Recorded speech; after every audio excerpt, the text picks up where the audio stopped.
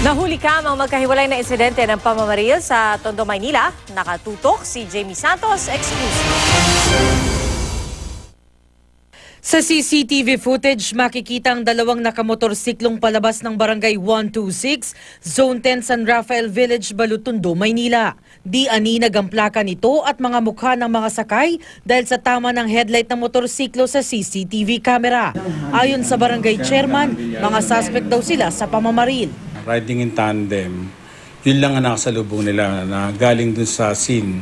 Nagpapagaling na ang biktimang si Jeffrey po sa ospital matapos magtamo ng tama ng bala sa leeg at dibdib.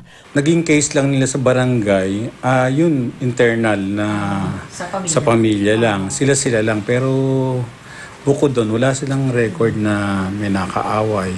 Sa Balutondo rin, nakuna ng CCTV ang tangkang pamamaril sa mag-asawang nakamotorsiklo sa Barangay 146 pasado alas 10 ng umaga kanina. Hindi tinamaan ang mag-asawa dahil pumutok agad ang baril at naalerto ang dalawa.